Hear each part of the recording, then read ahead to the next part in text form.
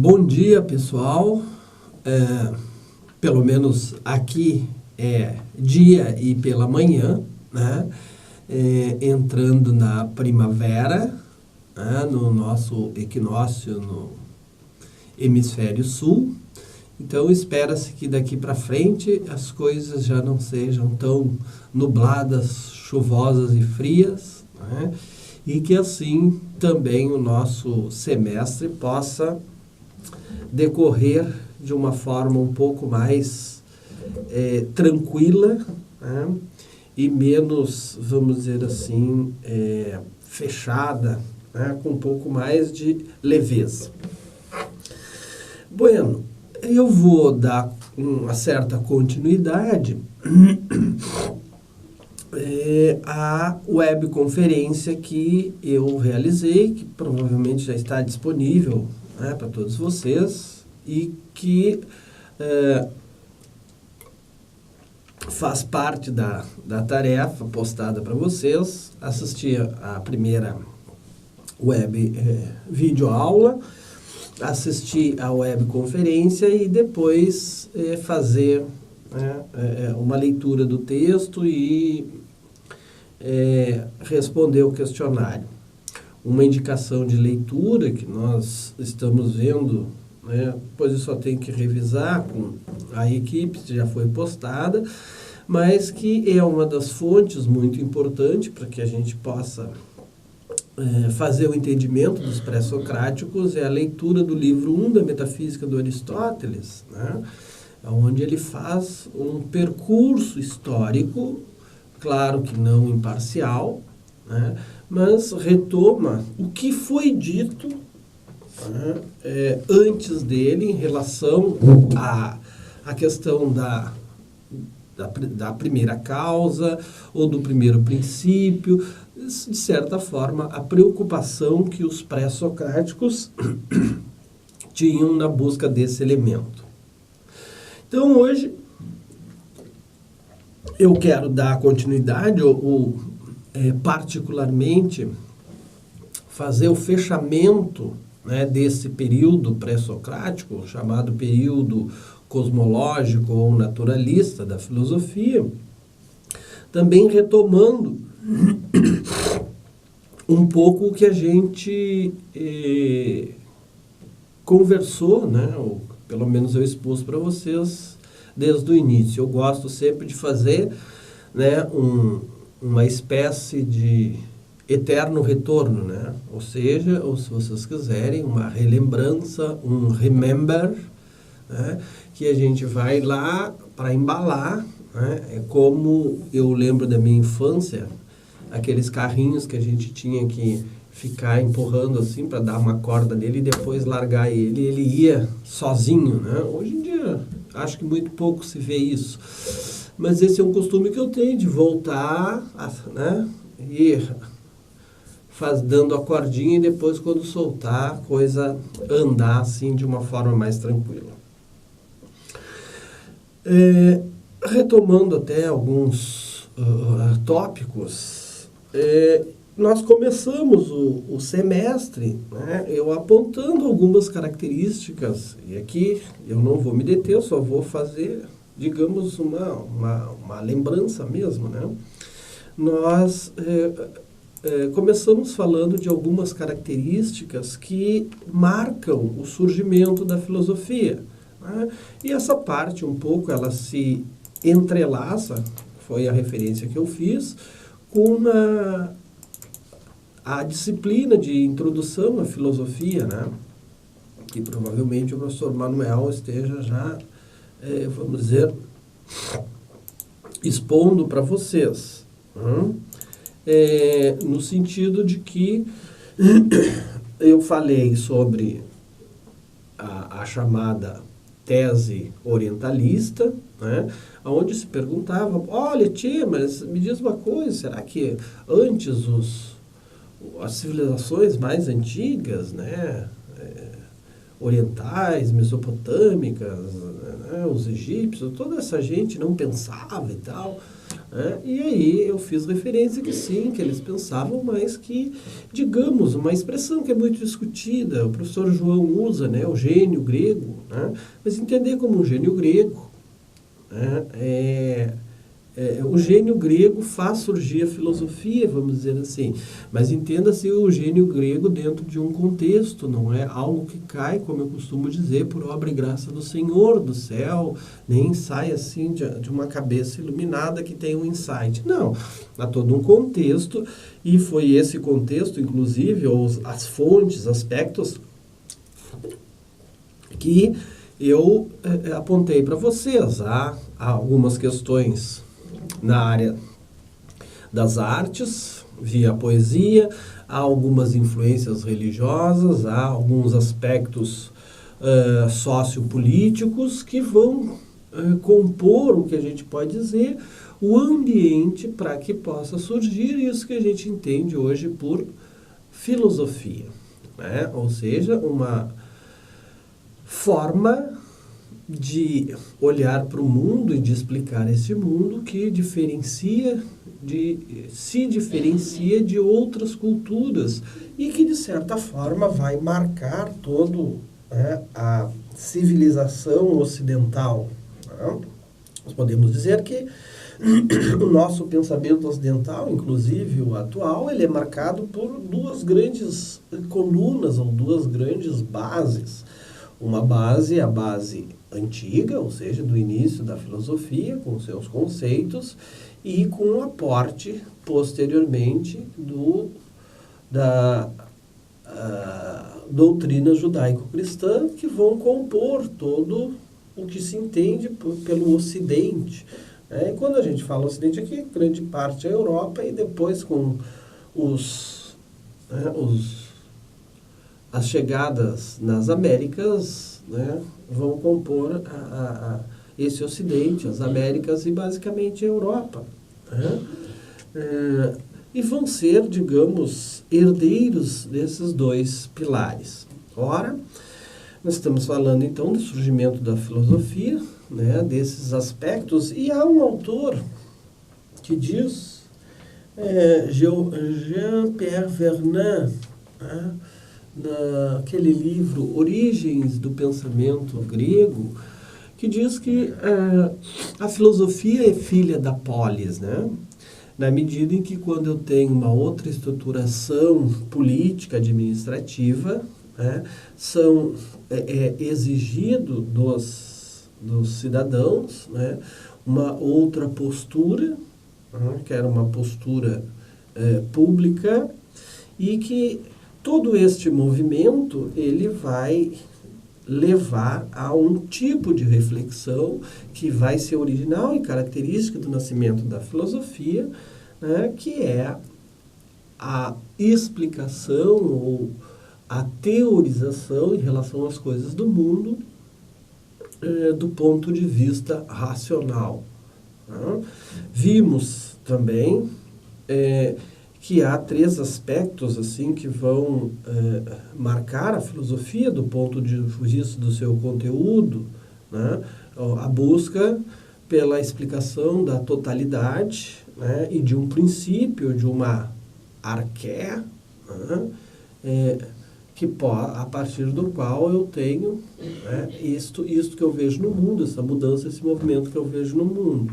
Quanto ao método que, em vez de priorizar explicações cujo fundamento seja mítico ou religioso, vai buscar uma explicação a partir de uma construção, não mais de uma explicação externa, recorrendo a deuses ou recorrendo a fatos sobrenaturais, mas uma explicação interna, ou seja, pela observação, a construção, e isso nada mais é do que fazer uma teoria, de uma explicação daquilo que eu estou vendo no mundo, né? E principalmente a questão da mudança ou do movimento que ocorre no mundo, qual é a origem disso. E quanto ao objetivo, o objetivo é exatamente a busca, ao dar essa explicação, eu estou buscando a verdade a verdade sobre as coisas do mundo e, nesse sentido, também buscando o saber, buscando uma sabedoria sobre essas relações do mundo. Bom, dito isso, eu fiz, né, uma aproximação, pelo menos uma divisão didática dos períodos, dos quais um deles nós já estamos tratando, que é o cosmológico, ou o naturalista, o antropológico, que virá depois o de sistematização, o período ético-epistemológico e depois o transcendente ou religioso. Falei também de alguns conceitos fundamentais, isso no primeiro encontro, né, para que vocês pudessem ter uma chave de leitura, o que é o cosmos, o que é a physis, a arqué, o princípio e o logos. Dito isso, então, né, na webconferência eu passei ao início, né, da apresentação dos pré-socráticos, né, ao qual eu vou fazer essa relembrança a seguir. Quanto aos pré-socráticos, nós podemos dizer, e aí fazendo uma análise de uma totalidade, né, ou como manda um bom processo filosófico, vamos dizer, um bom método filosófico, claro que não é o único, que nós comecemos pelo todo e vamos, né, delineando ou focando sobre as partes. Nós podemos dizer que a preocupação geral dos pré-socráticos, e por isso eles têm esta denominação de pré, na medida em que eles vieram, ou a preocupação deles é antes da preocupação fundamental de Sócrates. Bueno, o que quer dizer isso, Pedro? Pré-socrático, porque eles vieram antes? Eles vieram antes, mas não tanto no período, vamos dizer, temporal, porque alguns, inclusive, foram contemporâneos de Sócrates. Mas eles são chamados pré-socráticos porque a preocupação deles na sua investigação e no surgimento da filosofia era a preocupação em relação à investigação da natureza. Ou seja, naquele momento histórico, com os gregos e com esses indivíduos, começa a surgir, vamos dizer, um esboço do que a gente poderia entender naquela época como ciência, fazer ciência. A filosofia não está muito desvinculada ainda, né, da ciência, né, do conhecimento científico, de uma episteme, o conhecimento verdadeiro. Notem esses conceitos que eles vão aparecer muito, digamos, no decorrer da formação de vocês e na leitura desses textos.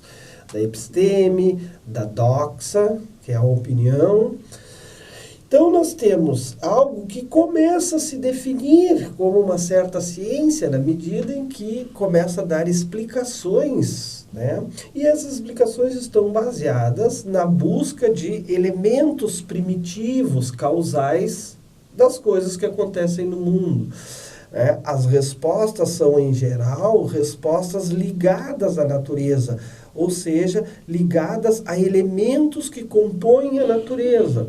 Claro que já se faz alguns processos de abstração, nós vamos ver, vimos isso já na webconferência, mas eu quero retomar, quando é falado no apeiron, ou no ilimitado, ou no nous, na inteligência que ordena todas as coisas. Nós temos aqui um processo relativamente abstrato, mas ainda operando com elementos da natureza.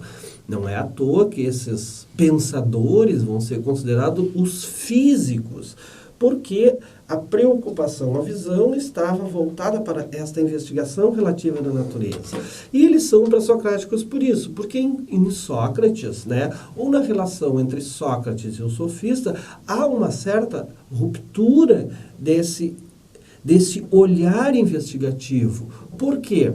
E aqui eu já estou apontando, porque em Sócrates vai entrar uma outra questão, ou vai se agregar uma outra questão, que dá, vamos dizer, usando uma palavra mais moderna, um up na discussão. Por quê? Porque Sócrates, ao se deparar com aquela discussão em relação à natureza, vai colocar o homem dentro desta natureza. Ou seja, ele vai procurar como é que o homem estabelece essa relação com a natureza e como é que o homem estabelece as relações com os outros homens. Então eu tenho aqui uma coisa nova que, de certa forma, ela rompe com um modo de se pensar, de se investigar, ou seja, o objeto, ele sofre um giro, ele sai da natureza e passa para o homem. Então aqui eu tenho um momento de modificação, né, no meu objeto de investigação. E é por isso que vai ser caracterizado os pré-socráticos, aqueles que vieram antes de Sócrates, mas antes de Sócrates no sentido de um objeto de investigação, e depois de Sócrates, a partir do qual é agregado esse novo objeto de investigação.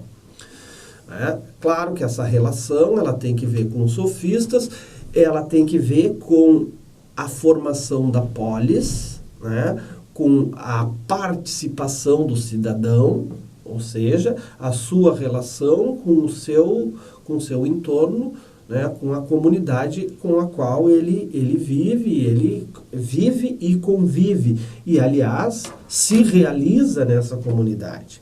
Mas isso nós vamos ver posteriormente, né?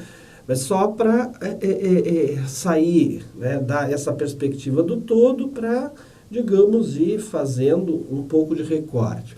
Bom, nesse período, e sempre entendam, quando nós fizemos classificações, divisões em filosofia, elas são sempre arbitrárias.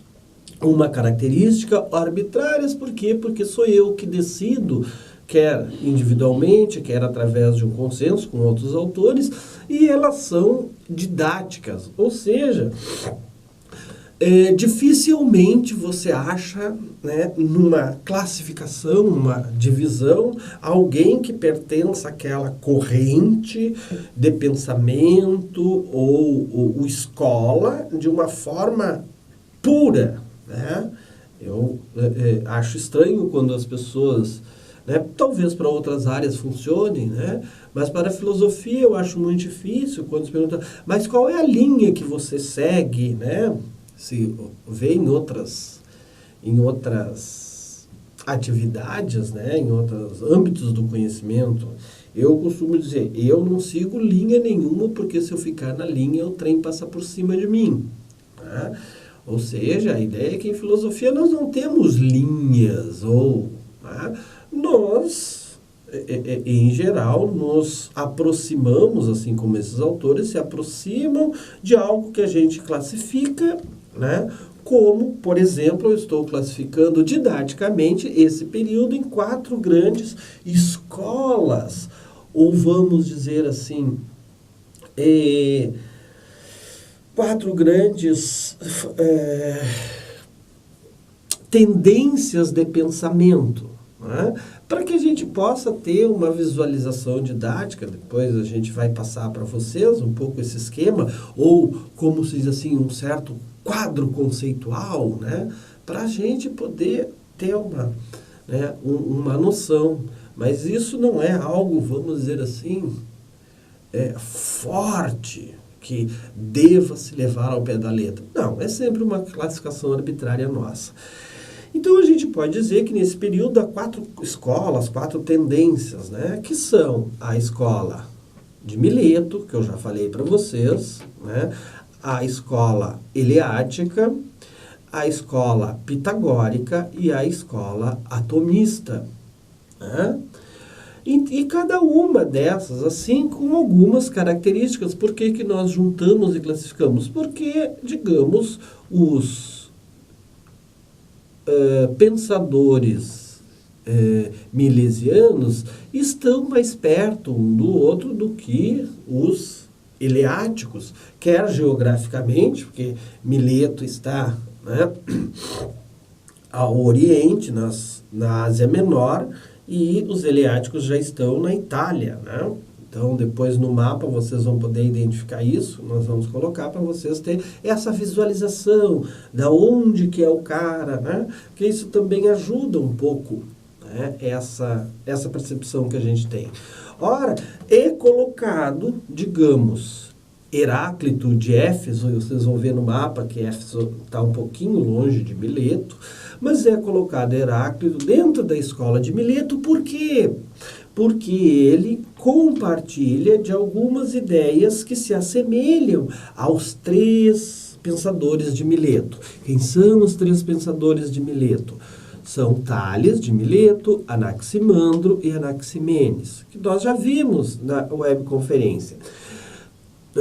Todos eles pensam e buscam um primeiro princípio das coisas, uma arché, uma arqué, como vocês quiserem pronunciar, né?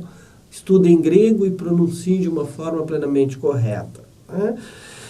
Então, e cada um deles vai buscar a identificação, buscar esse elemento, a identificação de uma ordenação do mundo, deste universo, desse cosmos, isso no qual nós estamos inseridos.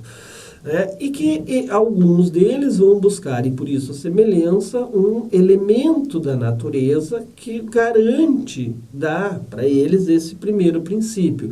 E nesse sentido, essa escola vai ser conhecida como uma escola monista, porque ela elege dentro daqueles elementos, um elemento que é o garantidor, dessa ordenação e desse primeiro princípio do qual todas as coisas decorrem. Então, nós temos Tales, que elege a água como elemento primordial. Nós temos Anaximene, que vai escolher, vai tomar o ar. E Anaximandro, que vai tomar, e aqui, se vocês lembrarem que eu falei há pouco, vai colocar o processo de abstração, ou seja, o apeiron, o ilimitado. Bueno, mas ainda, dentro dessa escola, nós podemos dizer que tem Heráclito. Bom, retomando o que eu tinha falado na conferência, e notem bem, eu só estou remontando, vamos dizer, coisas que já foram ditas. Heráclito de Éfeso está dentro dessa escola de Mileto porque ele é um monista, ou seja, ele vai identificar o fogo como um elemento primordial, a primeira causa de todas as coisas. Mas há outros conceitos que eu apresentei para vocês que são extremamente importantes em Heráclito. O conceito de logos, que é o ordenador deste mundo, o conceito de devir, que é a mudança constante, quando Heráclito diz, nós não entramos 2 vezes no mesmo rio. Por quê? Porque quando nós entramos a segunda vez, não somos mais nós, porque nós já mudamos, e nem o rio é o mesmo, porque ele também já mudou. Por quê? Porque tudo no mundo é fluxo, é uma inconstância. Da onde Heráclito tira isso? Olha, tia, lembrem que eu comentei com vocês, os gregos clássicos usavam a palavra tchê também. Então, não é só o gaúcho que, desde aquela época, se usava tchê, só que a gente não descobriu ainda como é que se escreve, como é que se pronuncia ainda em grego tchê.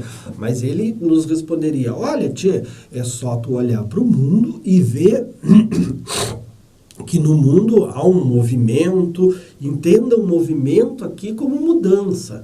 Quando eu vejo que eu planto uma sementinha lá no meu jardim e que depois de algum tempo eu tenho um pé grande já de uma arvorezinha, houve um movimento, houve uma mudança aqui.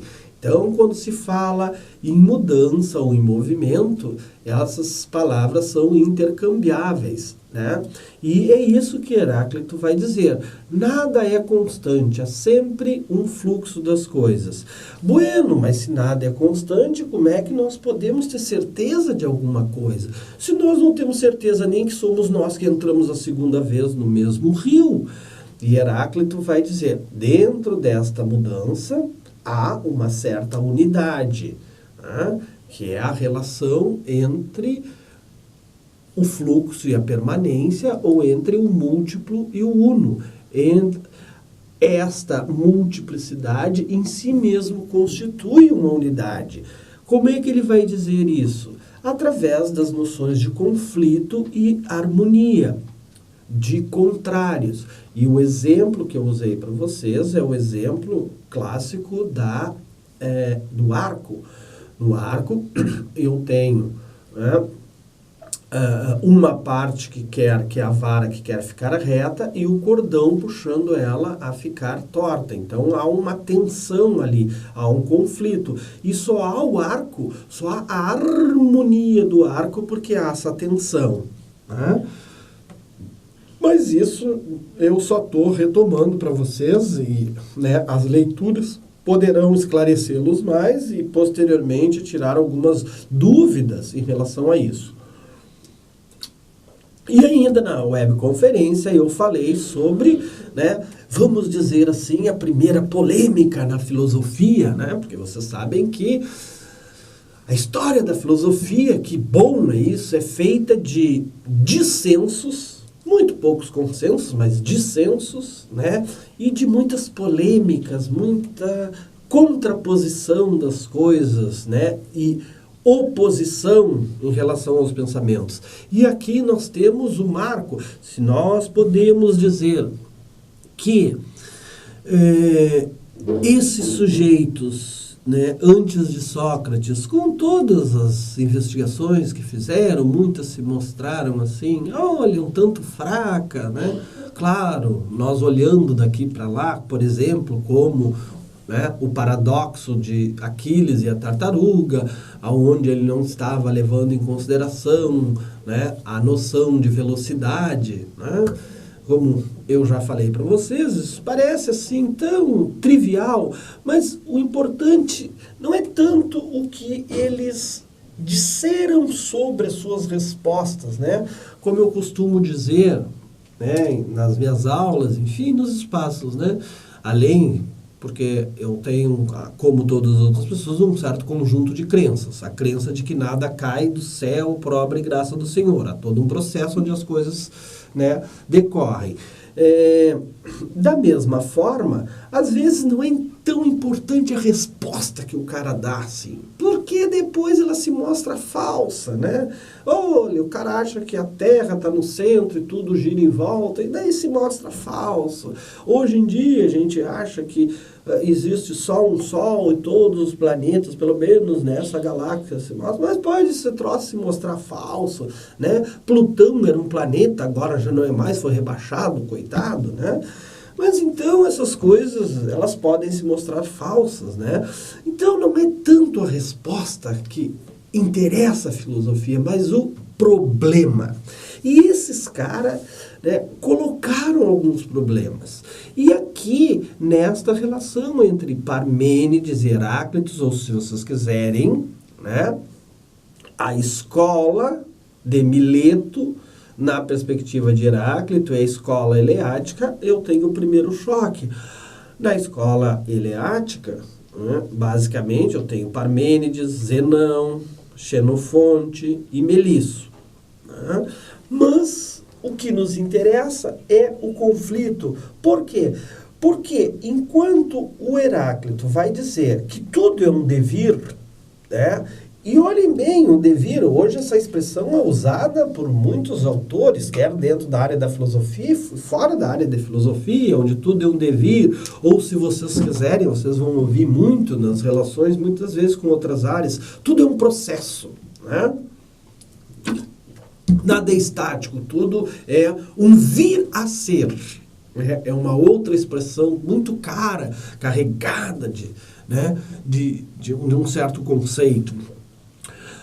Mas o Parmênides vai frontalmente contra e vai dizer, não. Também, que nem o Heráclito, vai dizer, não, pera aí um pouquinho. As coisas não são assim. O que é este fluxo constante que o Heráclito diz que ocorre, né, nada mais é daquilo que nos aparece, é a aparência das coisas.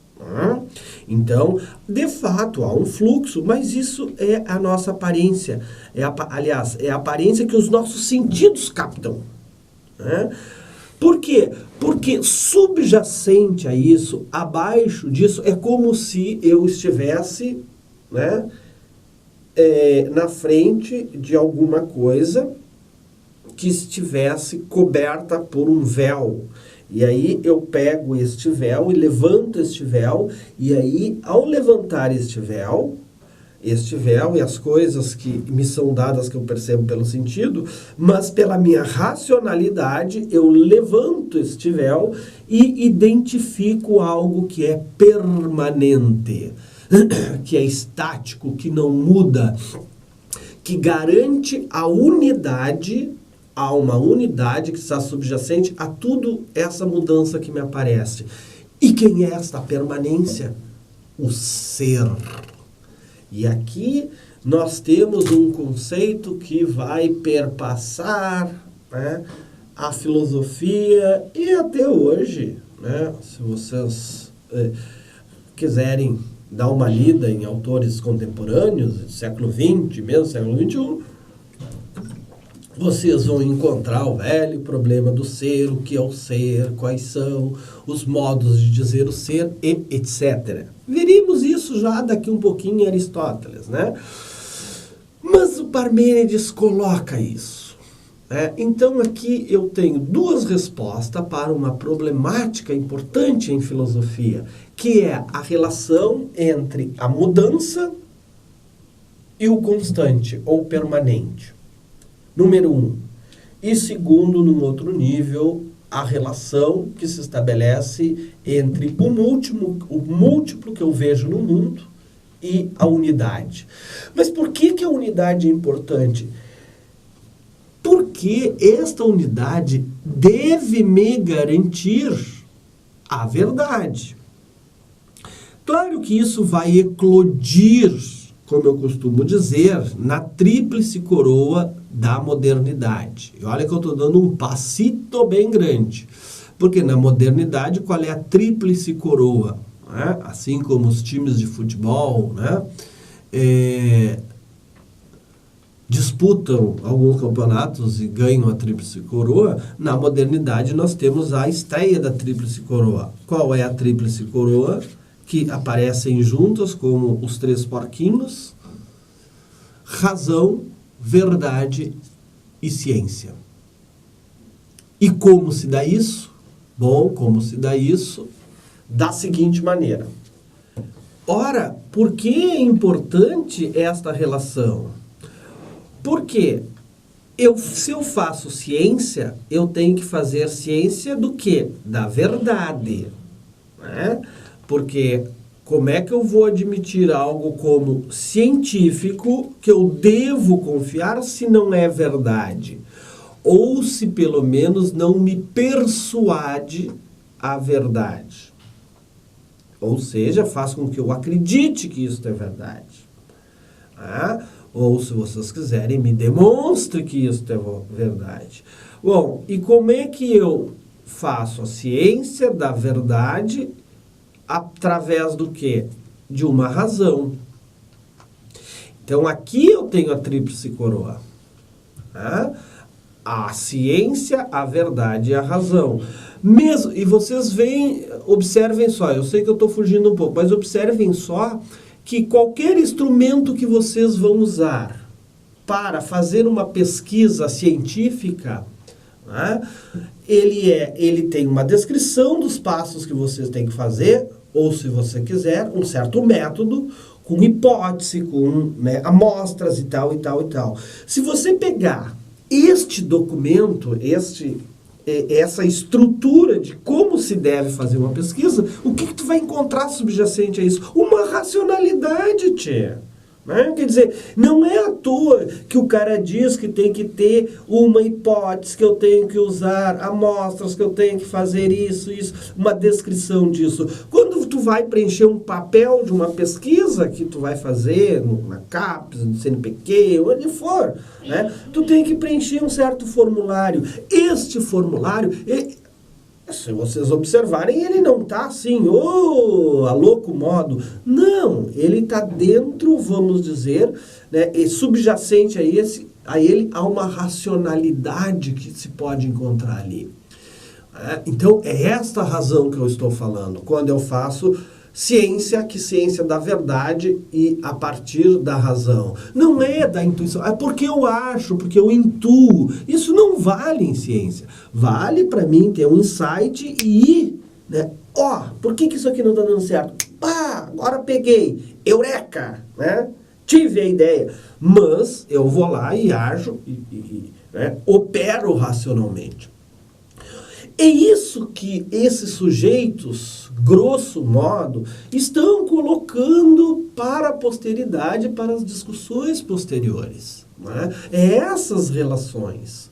Então, é isso que nos interessa, digamos, sugar, extrair, né? Quando nós olhamos, lemos esse sujeito, é ter a capacidade de problematizar filosoficamente o que eles estão colocando. Não é acreditar e achar que de fato é a água, é isso. Não, mas são aspectos que nós vamos extrair daí para as problematizações filosóficas. Da mesma forma, e aqui já indo mais adiante, a partir das escolas, né, que eu estava comentando com vocês, nós temos a de Mileto, né? Nós temos a de Eleia e nós temos uma escola que não é colocada como lugar, mas denominada de um outro aspecto, que é a escola pitagórica, tá? Que é, seu grande representante é Pitágoras. Tá? Pitágoras não deixou nada escrito, tinha... conta-se a história, e vocês vão ler depois, procurem no livro do professor João, no livro do professor Reale, no livro do Abaniano, né? Vocês vão encontrar um farto material. Né? Eles eram praticamente uma seita que, segundo alguns dizem, né, Platão teve conhecimento com eles, então... algumas influências eles tiveram em Platão, principalmente na cisão dos mundos, né? Mas Pitágoras e o pitagorismo, né, como diz o texto, e aqui eu passo um pouco a fazer referência ao texto também, né? Pitágoras deixou uma contribuição importante no que concerne a uma filosofia da matemática, não podendo ser enquadrado no mesmo âmbito temático dos milesianos, na medida em que sua pretensão não era estabelecer o princípio constitutivo do mundo, mas apenas mostrar as relações numéricas que podem ser encontradas no mesmo. Grosso modo, a gente pode dizer... Pitágoras propõe, né? E aí vocês podem olhar os gráficos, os desenhos, né? Dois importantes aspectos para a questão da filosofia. O primeiro é a ideia de número, né? Ou seja, vejam que, e vocês conhecem Pitágoras, quem estudou matemática lembra do teorema de Pitágoras, aquelas coisas todas, né? Mas não é isso que eu quero falar. Né? O Pitágoras, de certa forma, vai dizer que os números têm representação de algumas coisas da natureza. Número 1. Né? Então, de certa forma, ele vai já dar início a uma certa matematização da natureza. De novo, quando Galileu olha lá para o mundo e diz que o universo é um matemático, né? Isso não está saindo por obra e graça só da cabeça do Galileu. Não sei se ele leu Pitágoras, não conversei com ele, mas que já em Pitágoras, né, eu tenho um pouco essa ideia de uma matematização, né, da natureza através dos números ou ligando, né, as relações que se estabelecem no mundo através dos números. Isso, é claro, é só dar uma olhada. E segundo, uma perspectiva de uma vida mais contemplativa. Ainda, e daí vocês vão ver o elemento ainda mítico-religioso em Pitágoras. Por quê? Porque ele recebe uma influência do orfismo, E depois vocês procurem o que é o orfismo, que faz parte da formação. Quando o professor dá um conceito que a gente não sabe, a gente vai lá no Deus Google ou em algum livro buscar o que é isso que ele está falando. Mas a ideia é de que nós buscamos, temos nessa vida um fim, olhem bem, já que isso vai repercutir talvez um pouco em Aristóteles, um fim, e esse fim é a nossa vida, né? Uma vida teorética, contemplativa, vamos dizer assim, mas que nós enfrentamos dificuldades porque estamos o quê? Porque a nossa alma, e notem bem que a alma que ele quer dizer aqui não é a alma judaico-cristã, né? É talvez algo etéreo, sei lá, né? A nossa alma está presa a esse corpo, é como uma prisão, né? E o grande desejo da nossa alma é se libertar desse corpo. Só que nós caímos numa certa roda de nascimentos, né? E aí vem o fator religioso, que é conhecido como transmigração das almas em Pitágoras, ou se vocês quiserem, a mentempsicose, né? Que é a ideia de que uma alma vai encarnando e reencarnando em vários corpos, inclusive pode reencarnar, se foi uma alma má, reencarnar num animal. Por isso também a perspectiva de que se tem notícia que os pitagóricos são os primeiros vegetarianos da história. O pessoal fala em veganismo e vegetarianismo, né? Mas os pitagóricos não comiam animal. Por quê? Porque naquele animal poderia estar a alma de alguém que já tenha sido humano. Né? Já pensou eu estar fazendo o meu primo no forno com uma maçãzinha na boca? Então, imagine isso. Mas isso, digamos, são coisas que se fala muito, né? Que se lê na literatura. Mas o importante para nós são esses dois aspectos, né? O aspecto ainda místico, religioso, que já aponta para uma função do homem no mundo, né? Já coloca qual é a sua finalidade, como ele deve se comportar em relação ao mundo, né? E busca nos números, né, uma representação de ordenação, né, da natureza. Ou seja, eu faço uma citação aqui que está nos textos do professor João. A mônada é o princípio de todas as coisas. Da mônada nasce a díade, ou seja, de uma unidade, de uma coisa constituída, nasce uma díade, ou seja, nasce um outro, eu tenho dois, né? Indefinida, que serve de substrato material à mônada, sendo esta a sua causa. Da mônada e da díade indefinida nascem os números, dos números nascem os pontos, e destes nascem as linhas, e dessas as figuras planas. Das figuras planas nascem as figuras sólidas, e destas nascem os corpos perceptíveis pelos sentidos. Depois de Pitágoras, nós chegamos então à quarta escola, que são a escola dos atomistas, ou dos pluralistas. Por que eles são atomistas e pluralistas? Bom, porque eles, diferente dos monistas, eles não vão identificar ou buscar um único elemento para dizer que é a causa primeira de todas as coisas. Ou seja, as propostas ou as respostas que eles nos darão em relação à physis ou à natureza, notem bem que eles ainda estão tratando das questões da natureza, vai ser permeada exatamente pela discussão, oposição entre Heráclito e Parmênides. Por isso, eles vão se diferenciar, porque vão tentar fazer vão tentar fazer, como é que a gente diz, uma costura entre a posição dos dois. Diz o professor João Robos, na página 70, o seguinte: os denominados físicos posteriores, ou os atomistas, procuram responder o paradoxo representado pelas distintas posições de Parmênides e Heráclito sobre a realidade ou não do movimento. Como sabemos, Parmênides sustentava, pelos motivos já explicados, a irrealidade do movimento. Tudo é estático. Tá? Enquanto Heráclito afirmava a inexorabilidade do movimento, ou seja, do devir, ao assumir que tudo flui, tudo muda e nada permanece.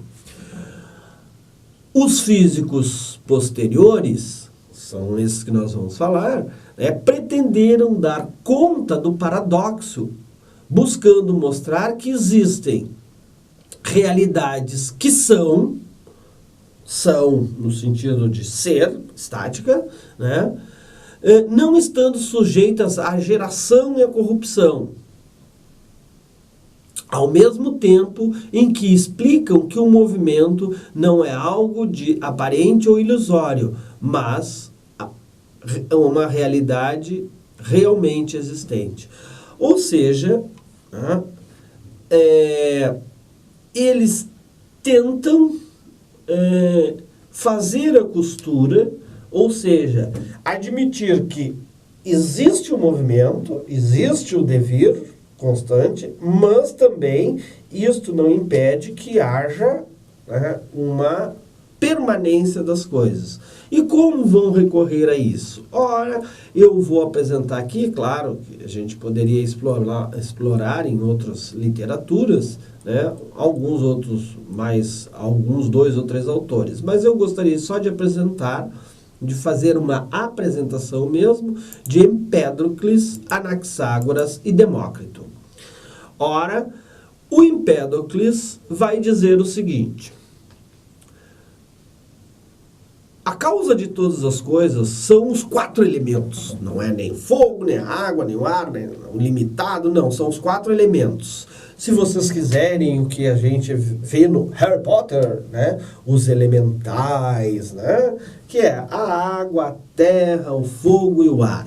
E ele vai dizer, e por um processo, né, de amor e discórdia, que esses elementos eles vão se agregando e desagregando e formando as coisas que nós vimos no mundo. Ora, então a causa das coisas são os elementos que não modificam-se. Os 4 elementos não se modificam. O que se modifica? Modifica a composição deles, que se agregam e se desagregam. Né? E o que ordena isso? Não é um logos, não é um logos que nem o Heráclito. Notem bem, há sempre uma ordenação nas coisas. O que ordena, dá ordenamento para isso, dá harmonia. Cara, por que esses caras pensam na harmonia? Veja bem, agora vamos viajar um pouco, nos minutos que nos restam. Por quê? Porque eles olham o mundo, o cosmos que eles veem e identificam uma harmonia nesse cosmos. Há um processo regular, né? E essa harmonia, esse ordenamento, ele é dado por alguma coisa. Então é a busca dessa alguma coisa que ordena o mundo. Posteriormente, e aí vem Sócrates, há uma relação entre eu que estou nessa natureza e esta natureza. São 2 indivíduos distintos. Eu que estou nessa natureza e esta natureza. E aí o que eu preciso? Eu preciso unir isso. Eu preciso unir a harmonia que está na natureza, o ordenamento, trazer para dentro de mim. Para quê? Para que eu seja um sujeito ordenado, para que eu tenha uma harmonia, possa viver bem dentro dessa natureza. Esse é o fundo do negócio. Por isso que alguns autores, por exemplo, José Américo Peçanha, num vídeo, né, muitos anos atrás, né, que foi feito pela Secretaria da Educação do município de São Paulo, coordenado pela professora Marilena Chauí, fala que o pensamento grego é uma estética e ética da existência. Essa é a expressão que ele usa. Por quê? Porque eu tenho uma estética no universo, né, no cosmos, que tem uma racionalidade, um ordenamento, e que o meu comportamento ético, né, ou seja, como eu me comporto dentro da natureza em relação a ela, em relação aos outros, ele tem que estar, digamos, no mesmo nível, adequado, tem que estar harmônico com essa natureza. Tá? Muito interessante isso. Agora, voltando um pouco, o Empédocles vai dizer que é exatamente, né, o amor e a discórdia que vai dar esse ordenamento. Ora, Anaxágoras vai trazer uma noção extremamente cara para a filosofia, que posteriormente vocês vão ver os desdobramentos, que é o nous, ou a inteligência. Ela é o que dá o ordenamento ao mundo. Né? E a causa primeira de todas as coisas são o que ele vai chamar de homeomerias. E por fim, né, e depois talvez eu volte, né, ou deixe para vocês na leitura qual é a definição, né, o que ele quer dizer com homeomerias, ou as sementes, e por fim o Demócrito, né, que vai dizer que o que compõe, né, o cosmos são os átomos, e esses átomos compõem-se e decompõem, estão, né, as coisas do mundo estão, digamos, expostas à geração e à corrupção, porque eles estão num fluxo. Existem os átomos que são indestrutíveis, mas estão num fluxo, num vazio, como que em queda, e aí eles vão se juntando, se agregando e se desagregando para formar as coisas que estão no mundo. Essa é um pouco a ideia do Demócrito, quando ele vai falar que as coisas ínfimas que existem no cosmos estão nos átomos, que como num turbilhão se chocam uns com os outros, formando as coisas e depois se desfazem, né? E o que dá este ordenamento é este vazio constante, né, no qual eles estão